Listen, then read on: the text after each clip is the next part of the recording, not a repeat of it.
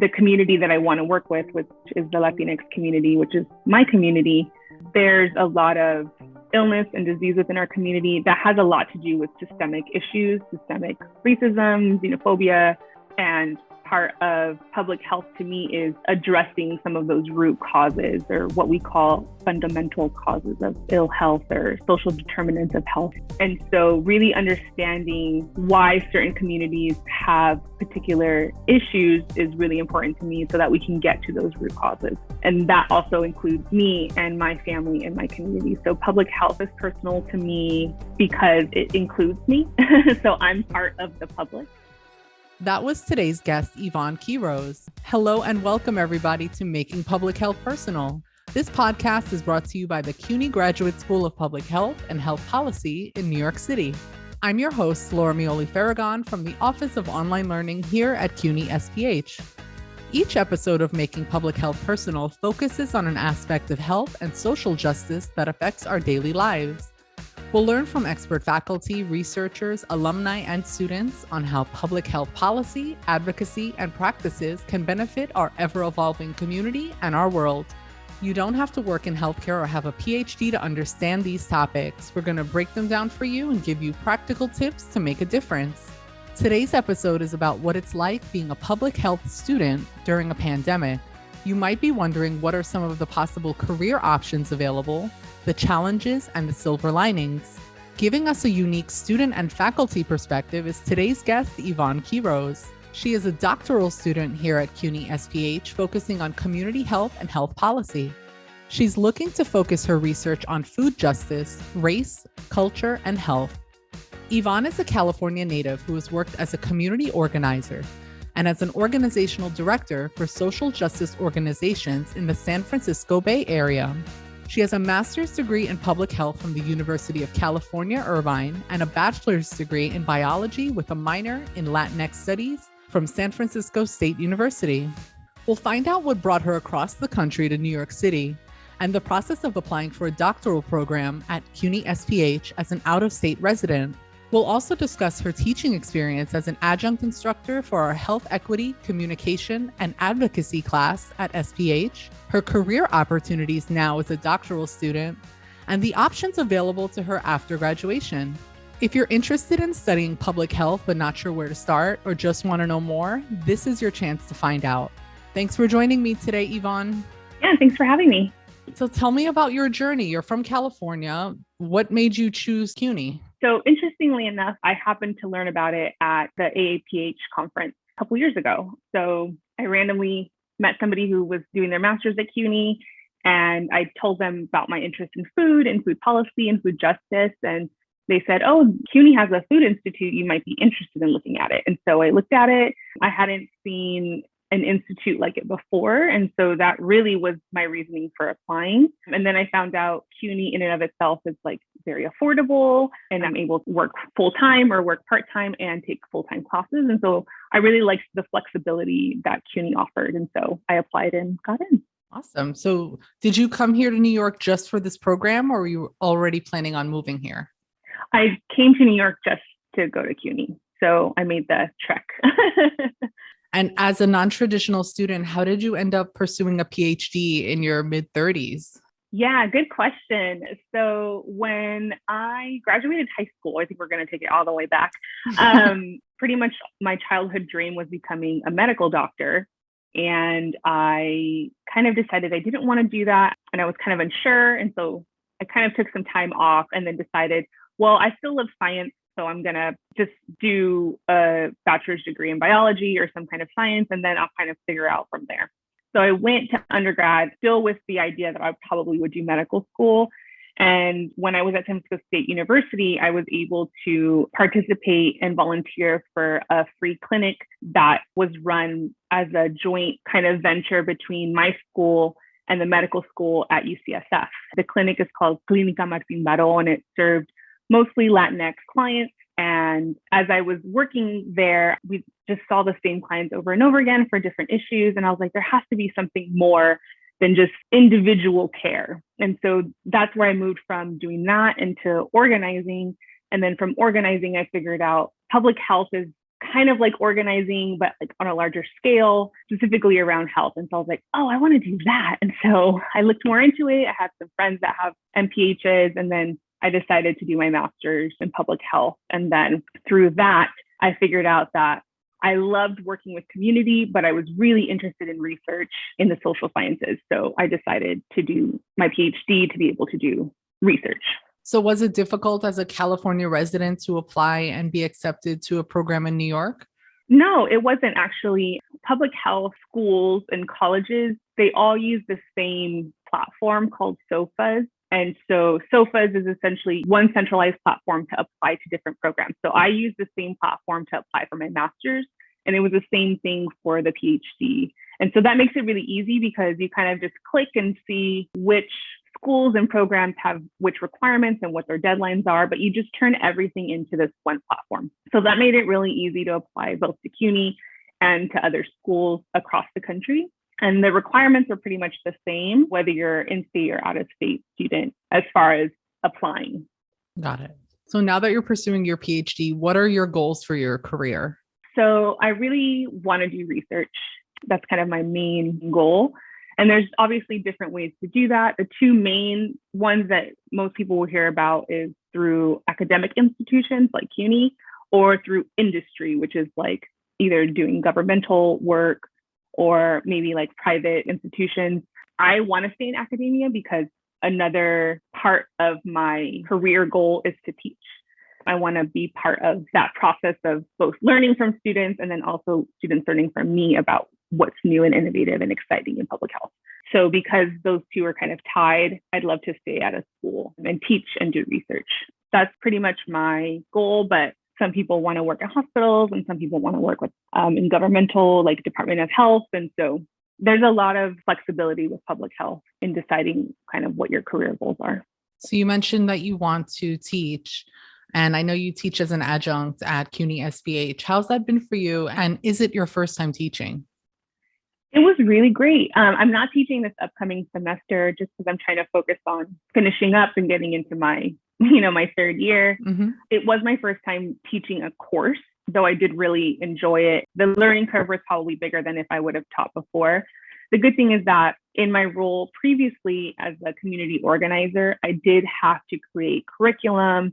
I did have to create summer institutes or facilitate meetings. And so I feel like those skills really transferred into the classroom because essentially what you're doing is you're facilitating learning, obviously through different methodologies and pedagogies, but really you're facilitating a meeting for these students and you're teaching them something that you know, and they're also engaging in that process around teaching what they know from their experience and then also having a discussion. So I kind of saw it as something that I've done before, but just in a very specific way around this is teaching a very specific topic. Mm-hmm. So it didn't feel unfamiliar, but it definitely was a new experience.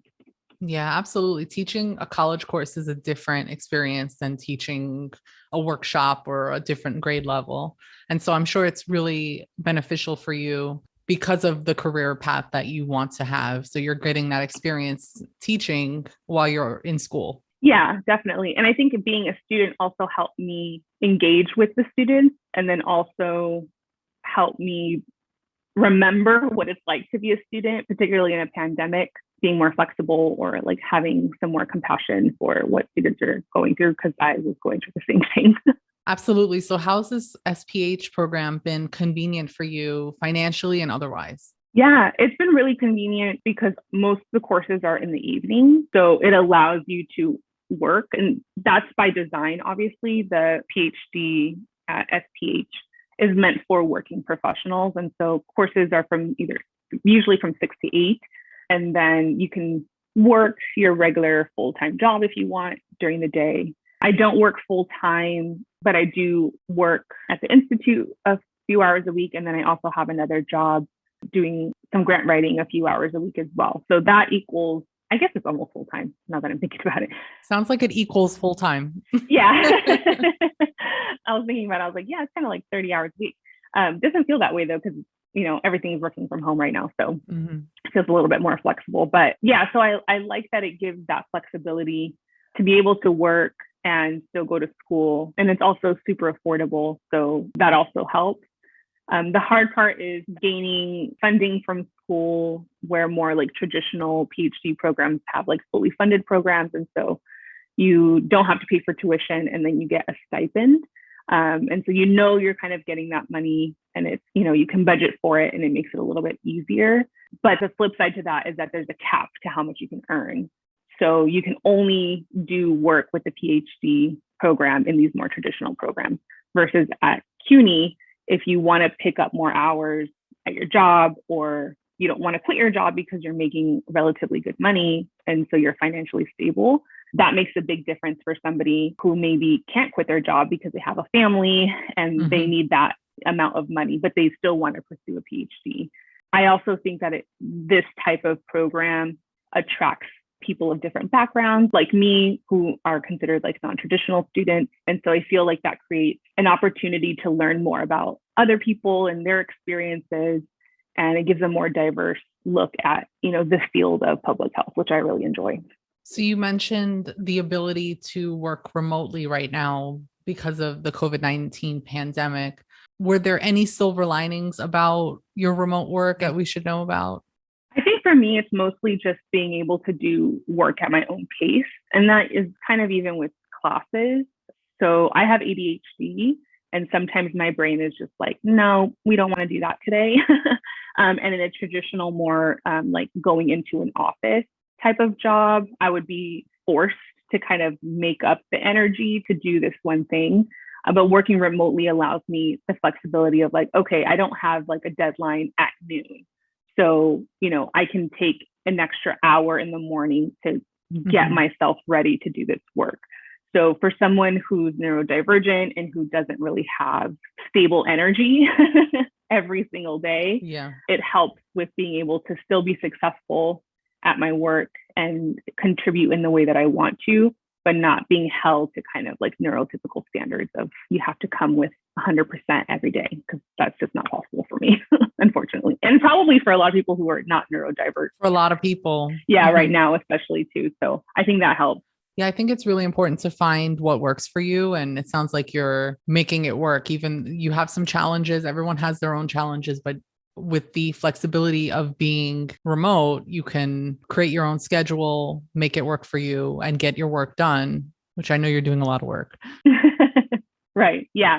The flexibility really helps. So one of the things that you're studying now is something called embodiment theory to look at food insecurity. What is embodiment theory? And tell us a bit about your research. Yeah, so I'm still thinking through how this is going to work if I decide to do it for my dissertation. Because everything right now, my brain is like, dissertation, what is it going to be? And so embodiment theory is essentially the theory that everything that we experience becomes part of us, like physically, mentally, emotionally. And in that embodiment, the way that we react to the world changes, our perspective of the world changes. And so my interest is, how does the embodiment of living through food insecurity impact the way that people interact and have relationships with food in the future? I don't know how that's going to play out. For my paper that I wrote for my class, I found a research article that discussed how the embodiment of food insecurity can come out looking like and being disordered eating. So binging, hoarding, not eating. And so that kind of piqued my interest in the sense that I'd never thought about those things and how they're connected.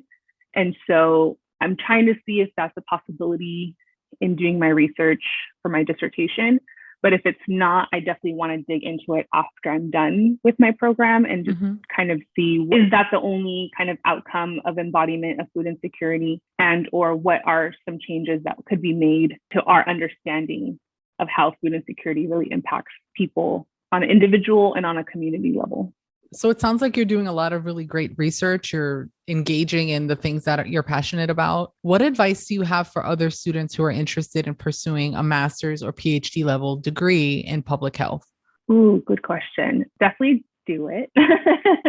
But definitely do your research. I think there's so many programs and colleges and schools of public health across the country. that it can get really overwhelming. And so I would say make a list of both why you want to pursue either a master's or a PhD in public health, and then find the school that kind of fits what you're looking for.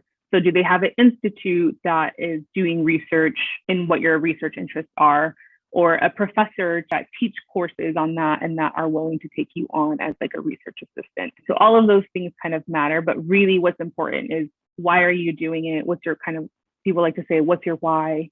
And then find a school that kind of matches that. Another piece of advice that people think is superficial, but I think is really important, especially if you're doing a PhD, is find a place that you're willing to live in for 5+ years. I don't think people really think about the fact that if you're going to be moving for a program, you're going to be there and essentially setting some roots. And a lot of your networking is going to be there. Your colleagues will be there. The people that you met throughout your program will be in this place. And so really think through, are you willing to stay in this place for 5+ years? Is this the place that you need? Specifically, like I was interested in doing like urban food work. And so obviously coming to New York City is like as urban as you can get. So that was really important. But if you're interested in rural communities, going to a school that's set in a rural community might be really important because their work will be focused on that community. So place matters both on a personal level and then also for research. So those would be kind of my 2 tips. Yeah. And when you say 5+ years, that's really important because a lot of students at SPH and at CUNY, they get opportunities while they're in school. And then this becomes their home. New York City becomes the place where they're going to stay because the career opportunities. So as you said, choosing a place that's relevant to your research, relevant to what you're passionate about, but also a place that you want to live is important. And I love what you said before about the funding for programs. I wasn't aware of that. So very important to see if there are any caps on how much money you can earn while you're in school, things like that. So it sounds like you're saying, do your research and read carefully. Yes, definitely look at the programs and make sure they're offering you what you need to be successful in the program. It's not all the same. Like for myself, I thought, unless you got into a fully funded program, you're not going to succeed. And I think actually I would have probably done worse because as many people, anxiety around finances and being able to survive in this world and eat and pay rent, that brings me a lot of anxiety. And so being able to have a job or multiple jobs that pay well and that I can pursue while also doing my PhD is really helpful. And those fully funded programs, you do have to work too. It's not like they're just giving you money and then you're just studying. You're also teaching courses, you're overseeing classes, you're TAing. And so there's still work to be done. So it's just a matter of what program do you feel is going to give you the support that you need to be successful. Thank you, Yvonne. And thank you for listening to Making Public Health Personal, presented by the CUNY Graduate School of Public Health and Health Policy in New York City. I want to give a special thanks to our guest today, Yvonne Quiroz, and let you know that all the links and resources we discussed in today's episode are available in the description below. To find out more about CUNY SPH and our programs, you can visit sph.cuny.edu or connect with us on social media. We're on LinkedIn, Twitter, Facebook, and YouTube. Just search CUNY SPH. You can now share, like, and subscribe to our show on Spotify, Apple Podcasts, Google Podcasts, and on our YouTube channel. This is your host, Laura Mioli-Farragon, signing off. And while public health has a global impact, that doesn't mean we can't make it personal. If you dream of making a difference in the world, a public health degree or certificate can give you the tools to do just that. The City University of New York's Graduate School of Public Health and Health Policy equips public health professionals to advance not only a healthier New York City, but a healthier world for us all. We want you to join us in our mission. Visit sph.cuny.edu to learn more about our programs. No matter where you are in your career, CUNY SPH offers a broad range of degree and certificate programs to not only help you advance in your career, but to have a real impact on the world. Public health professionals are needed now more than ever. Join us. Visit sph.cuny.edu to learn more.